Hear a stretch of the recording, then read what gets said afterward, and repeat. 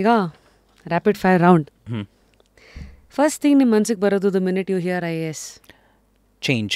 One habit ಪ್ರತಿಯೊಬ್ಬ IAS aspirant ಬೆಳೆಸ್ಕೋಬೇಕಾಗಿರೋದು, ಅಲ್ಲೇನು ಎಕ್ಸೆಪ್ಷನ್ಸೇ ಇಲ್ಲ. Consistency. One myth about IAS prep ನೀವು ಕೇಳಿ ಬೇಸತ್ತು ಹೋಗಿದ್ದೀರಾ? Start with newspaper. IAS prep ಅದು ಒಂದು ಕ್ರೀಡೆ ಆಗಿದ್ರೆ, ಒಂದು ಸ್ಪೋರ್ಟ್ ಆಗಿದ್ರೆ ಅದು ಏನಾಗಿರುತ್ತೆ? ಯಾವ sport? Absolutely it is a marathon. ಓಡ್ತಾನೇ ಇರಬೇಕು, ಸ್ಪ್ರಿಂಟ್ ಅಲ್ಲ. Optional subject you think is most misunderstood? It is psychology. One IAS officer that you would love to have dinner with? TN session, want to see what actually drove that person anta. So if you can make one rule for all IAS aspirants, what would that be? No phones.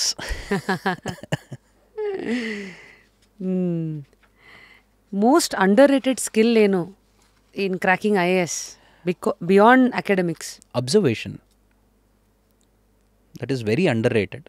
You have to be a very good observer. ಎಷ್ಟು important ಆಗುತ್ತೆ ಗೊತ್ತಾ? ಕೆಲವೊಂದು answers ಬರೀಬೇಕಾದ್ರೆ I have realized, if you are a very good observer ಅಲ್ಲ, ನನಗೇನು example ಕೊಡೋಕ್ಕಾಗ್ತಿಲ್ಲ ಅಂದರೆ ಒಂಚೂರು ಸ್ವಲ್ಪ ಯೋಚನೆ ಮಾಡಿದ್ರೆ ಸಾಕು, you will be able to write wonderful suggestions ಅಂತ. ಈಗ ಟ್ರಾಫಿಕ್ ಪ್ರಾಬ್ಲಮ್ಗೆ ಏನು ಮಾಡೋದು ಬೆಂಗಳೂರಲ್ಲಿ? Challenges for traffic management challenges ಇದೆ. ಹೇಗೆ ಡೀಲ್ ಮಾಡ್ತೀರಾ? ನಿಮ್ಮ ಸಜೆಷನ್ ಕೊಡಿ ಅಂತ. ಪೇಪರಲ್ಲಿ ಬಂದಿರೋ ಸಜೆಷನ್ ಕೊಡಬಾರ್ದು, ನಿಮ್ಮ ಸಜೆಷನ್ ಕೊಡಿ ಅಂತ. ಸೊ ಇದಕ್ಕೆ ಅಬ್ಸರ್ವೇಷನ್ ತುಂಬ ಇಂಪಾರ್ಟೆಂಟ್ ಆಗುತ್ತೆ. ಹೊಸದು ಕೊಡಬೇಕು. ಹಾಂ, ಬರೀ ನ್ಯೂಸ್ ಪೇಪರಲ್ಲಿ ಬಂದಿದೆ ಅದೇ ಸಜೆಷನ್ ಕೊಡೋದಲ್ಲ, ಪಾಲಿಸಿ ಲೆವೆಲಲ್ಲಿ ನೀವು ಸಜೆಷನ್ಸ್ ಕೊಡೋದಲ್ಲ. If you are able to add something from your perspective, ನೀವು ನೋಡಿರೋದ್ರ ಬೇಸಿಸ್ ಮೇಲೆ ಏನಾದರೂ ಆ್ಯಡ್ ಮಾಡಿದ್ರೆ ದಟ್ ಇಸ್ ಲೈಕ್ ಗೋಲ್ಡ್. ಆ ಮೂವಿ ಅಥವಾ ಸೀರೀಸ್ ನೀವು ರೆಕಮೆಂಡ್ ಮಾಡೋದು ಪ್ರತಿಯೊಬ್ಬರು IAS ಆಸ್ಪಿರೆಂಟ್ ನೋಡಲೇಬೇಕಾಗಿರೋದು? ನಾನು ಬುಕ್ ರೆಫರ್ ಮಾಡ್ಬೋದು ಅಂತ ಹೇಳ್ಬೋದು. I would suggest a book, bureaucracy gets crazier ಅಂತ, ಬೈ MK Kaw. ಮತ್ತು ಡ್ಯೂ ಥಿಂಕ್ ಮೂವೀಸ್ ಕರೆಕ್ಟಾಗಿ ರೆಪ್ರೆಸೆಂಟ್ ಮಾಡತ್ತೆ ಈ IAS ಆಫೀಸರ್ಸ್ ಲೈಫ್ನ, ಅಥವಾ ಈ 12th pass? 12th pass to an extent, yes. 12th pass or 12th fail? 12th pass ಅಲ್ಲ, 12th fail. ಸಾರಿ, ನಾನೇ ಕನ್ಫ್ಯೂಷನ್ ಅಲ್ಲಿ. 12th fail? ಹಾಂ, 12th fail. To an extent, yes, represent ಮಾಡುತ್ತೆ. But the powers that we see in the movies, ಏನು powers ಇರುತ್ತೆ IAS ಆಫೀಸರ್ಗೆ ಇಲ್ಲ IPS ಆಫೀಸರ್ಗೆ, no, that is not the actual representation. So actual representation ನಿಮಗೆ ಮೂವೀಸಲ್ಲಿ ನೋಡೋಕ್ಕೆ ಬರಲ್ಲ. It is more like, see, ಅವರ ವರ್ಕು ಪಾಲಿಸಿ ಲೆವೆಲಲ್ಲಿರುತ್ತೆ ಆ್ಯಂಡ್ ಪಾಲಿಸಿ ರೆಕಮೆಂಡೇಷನ್ ಲೆವೆಲಲ್ಲಿರುತ್ತೆ. ಆನ್ ಗ್ರೌಂಡ್ ಅವ್ರು ಏನೇನು ಚೇಂಜಸ್ ತರ್ತಾರಲ್ವ, that is mostly in subtle ವೇಯಲ್ಲಿ ನಡೀತಿರುತ್ತೆ, ತುಂಬ ಸಟಲಾಗಿ ನಡೀತಿರುತ್ತೆ. ಸೊ ಮೂವಿಯಲ್ಲಿ ಇಟ್ ಈಸ್ ಆ್ಯಕ್ಷನ್ ಬೇಸ್ಡ್ ಇರುತ್ತೆ. ಇವರೇ ಒಳ್ಳೆ ಕಾರಲ್ಲಿ ಹೋಗಿ ಇಲ್ಲ, ಆ ಥರ ಮೈಂಡ್ ಸೆಟ್ ಇಟ್ಕೊಂಡು ಬಂದವರು ಅಲ್ಲಿ ಇರೋದು ಕಷ್ಟ. Why? It is very difficult that way. ಅಲ್ಲಿ ಫ್ಯಾಕ್ಟರ್ಸ್ ತುಂಬ ಇರುತ್ತೆ. You are not the only one, right? So you have to listen to the people and you have to listen to your subordinates. ನಿಮ್ಮ seniors ಇರ್ತಾರೆ, politicians ಇರ್ತಾರೆ, right? So you have to factor in all these things. So ನಾನೇ ರಾಜ ಅಂದ್ಕೊಂಡು ಮಾಡೋದು ಕಷ್ಟ. ಅದನ್ನು ಮೂವಿಯಲ್ಲಿ ನಾನೇ ರಾಜ ಅನ್ನೋ ರೀತಿಯಲ್ಲಿ ಮಾಡಿರ್ತಾರೆ. IAS ಇಲ್ಲ ಅಂದರೆ ಯಾವ career advice would you give for IAS aspirants? ಅಂದರೆ ಇನ್ನೆಲ್ಲ ಎಕ್ಸೆಲ್ ಆಗ್ಬೋದು ಅವರು? So there are many exams ಅಲ್ವಾ, there are many other examinations which they can prepare for. In the sense, ಈ ಎಕ್ಸಾಮ್ಗೆ ಅವರು ಪ್ರಾಪರಾಗಿ 1 ವರ್ಷ ಆನೆಸ್ಟಾಗಿ ಓದಿದ್ದೀನಿ ಅಂತಂದರೆ, there is a wonderful exam called assistant commandant. Okay, it is a group A service, central ಗೌರ್ಮೆಂಟ್ದು. ಅದಾದಮೇಲೆ they can become KAS officers as well. So relatively IAS ಎಕ್ಸಾಮ್ಗಿಂತೂ ಸ್ವಲ್ಪ lower level in the sense, in terms of posting may be, in terms of powers, at the same time difficulty ಸಹ ಕಡಿಮೆ ಇದೆ. So ಈ career options ಇಟ್ಕೋಬೋದು government ಎಕ್ಸಾಮ್ಸ್ ಅಂತಲೇ. ಇದು ಬಿಟ್ಟರೆ ಆಬ್ವಿಯಸ್ಲಿ ಕಂಟೆಂಟ್ ಡೆವಲಪ್ಮೆಂಟ್ ಮಾಡ್ಬೋದು. So this is a career option. Coaching ಇದರಲ್ಲ, yes, that is a fallback option ಅಂತ ಹೇಳ್ಬೋದು. ಒಂದು ಕನ್ನಡ ವರ್ಡ್ ಅಥವಾ phrase that will sum up IAS ಆಸ್ಪಿರೆಂಟ್ರ ಜರ್ನಿ. ನಾನು ಒಂದು ಬದಲಾವಣೆ that is from the systems perspective, ಸಮಾಜದ ಪರ್ಸ್ಪೆಕ್ಟಿವ್. ಬಟ್ ಇವ್ರ ಜರ್ನಿಗೆ IAS ಎಕ್ಸಾಮ್ ಕಬ್ಬಿಣದ ಕಡಲೆ ಅಲ್ಲ. ಇದು ಅಲ್ವೇ ಅಲ್ಲ. ಇದು ಕಬ್ಬಿಣದ ಕಡಲೆ ಯಾವಾಗ ಆಗುತ್ತೆ ಅಂದರೆ ನಾವು ಅದರ ಬಗ್ಗೆ ಶಿಸ್ತಿಲ್ಲದೆ ಓದಕ್ಕೆ ಶುರು ಮಾಡಿದ್ರೆ ಮಾತ್ರ ಕಬ್ಬಿಣದ ಕಡಲೆ. ಒಂದ್ಸತಿ IAS ಆಫೀಸರ್ ಆಗ್ತಿದ್ದಂಗೆ ಕಂಪ್ಲೀಟ್ ಫ್ರೀಡಮ್ ಎಲ್ಲ ಇರತ್ತಾ ಡಿಸಿಷನ್ ತಗೊಳಕ್ಕೆ? No, not exactly. But see, decision making ಯಾವತ್ತೂ ಅಷ್ಟೇ ಪಾರ್ಟಿಸಿಪೇಟಿವ್ ಡಿಸಿಷನ್ ಮೇಕಿಂಗ್ ಇರಬೇಕು, ಫ್ರೀಡಮ್ ಬೇಸ್ಡ್ ಇರಬಾರ್ದು. ಪಾರ್ಟಿಸಿಪೇಟಿವ್ ಅಂದರೆ ಇನ್ಪುಟ್ ತೊಗೊಂಡು ಡಿಸಿಷನ್ ಮಾಡೋದೇ ಬೆಸ್ಟ್ ಡಿಸಿಷನ್ ಅಂತ ವಿ ನೋ ಇಟ್. ಲೈಕ್ ಎಲ್ಲರ ಹತ್ರನೂ ಇನ್ಪುಟ್ ತೊಗೊಂಡು ಅದಾದಮೇಲೆ ನನ್ನ ಹತ್ರ ಇಷ್ಟು ಆಪ್ಷನ್ಸ್ ಇದೆ, ಇದರಲ್ಲಿ ಒಂದು ಆಪ್ಷನ್ ಚೂಸ್ ಮಾಡೋಕ್ಕೆ ಇದಕ್ಕೆ ಫ್ರೀಡಮ್ ಇದೆಯಾ ಇಲ್ವಾ ಅಂತ ಕೇಳಿದ್ರೆ ಅಬ್ಸಲ್ಯೂಟ್ಲಿ ಇದೆ. ಕೆಲವೊಂದು ಏರಿಯಾಸ್ ಇದೆ, ಆ ಏರಿಯಾಸಲ್ಲಿ ನಿಮಗೆ ಫ್ರೀಡಮ್ ಇರುತ್ತೆ, ಬಟ್ ಇನ್ಪುಟ್ ತೊಗೋಬೇಕು. ಅಲ್ಲಿ ನಾನು ನಡೆದಿದೆ ದಾರಿ ಇಲ್ಲ, ಅವೆಲ್ಲ ಆಗಲ್ಲ. And that is not right also. We are in a democracy, so that is not right. You have to take the inputs and then only make a decision. ಆಡಿಯನ್ಸಿಂದ ಬಂದಿರೋ ಒಂದಷ್ಟು ಕ್ವೆಶನ್ಸು, ಈ ಕೋಚಿಂಗ್ನ ಕೆಲವು ಸತಿ ತುಂಬ ಎಕ್ಸ್ಪೆನ್ಸಿವ್ ಅಂತ ನೋಡೋ ಒಂದು ಪರ್ಸ್ಪೆಕ್ಟಿವ್ಗೆ ಅದಕ್ಕೇನು ಕಾರಣ?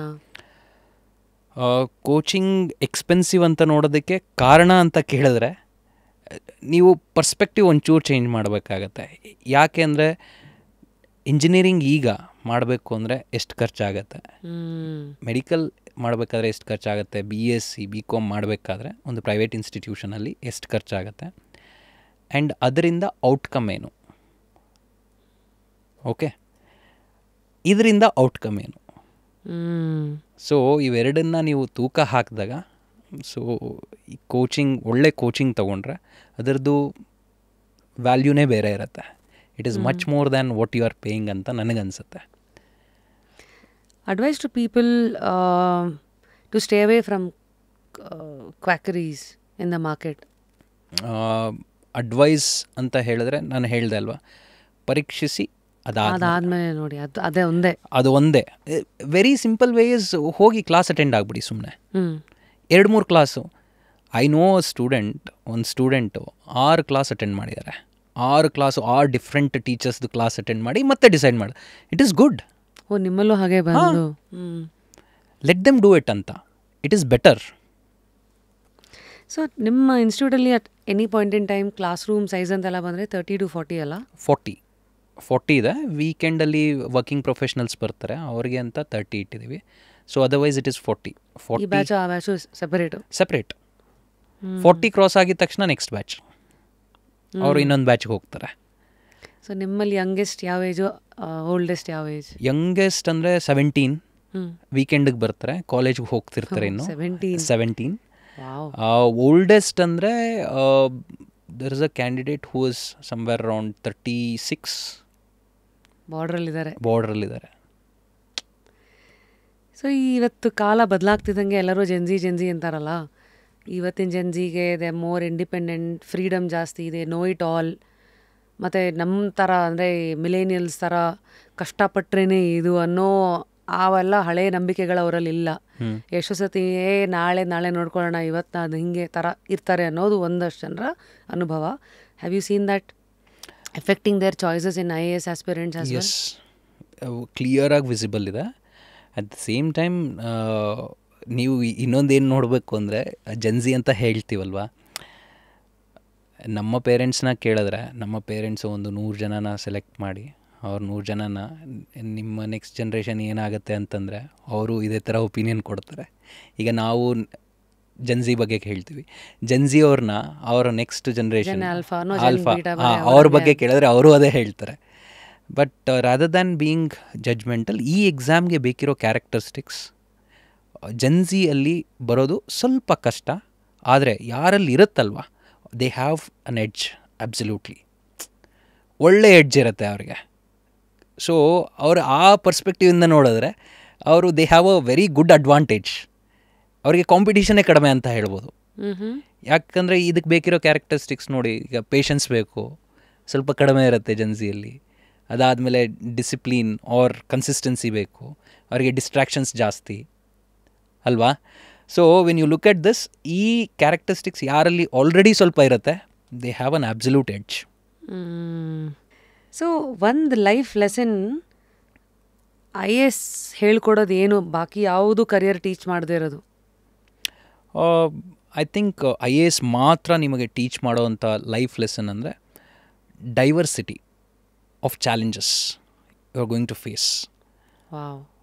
ಸೊ ನೀವು ಬೇರೆ ಯಾವುದೇ ಜಾಬ್ ತೊಗೊಳ್ಳಿ, ಅಲ್ಲೆಲ್ಲ ಚಾಲೆಂಜಸ್ ಯಾವ ಥರ ಇರುತ್ತೆ ಅಂದರೆ ರಿಪಿಟೇಟಿವ್ ಚಾಲೆಂಜಸ್ ಇರುತ್ತೆ.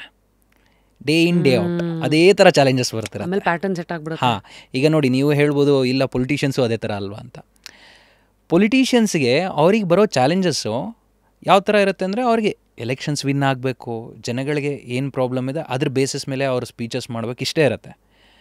For these people on a regular base, ಅವರು 30 ವರ್ಷ ಸರ್ವಿಸಲ್ಲಿ ಇರ್ತಾರೆ ಅಂದ್ಕೊಳ್ಳಿ, 30 ವರ್ಷನೂ ದೇಶ ಮುಂದೆ ಹೋಗ್ತಾನೆ ಇರುತ್ತೆ, ಸೊಸೈಟಿ ಮುಂದೆ ಹೋಗ್ತಾನೆ ಇರುತ್ತೆ, ಬದಲಾಗ್ತಾನೇ ಇರುತ್ತೆ. ಆ್ಯಂಡ್ ಪೊಲಿಟಿಷಿಯನ್ಸ್ 5 ವರ್ಷ ಪವರಲ್ಲಿದ್ದು 5 ವರ್ಷ ಹೊರಗಿರ್ಬೋದು. ಇವ್ರು ಆ ಥರ ಇಲ್ಲ ಅಲ್ವಾ. They are part of the plan all throughout. So interesting ಅಲ್ಲ. ಹಾಗಾಗಿ it is diverse and it is compounding in terms of learning. Yes. It's never stagnant. They can't stop learning.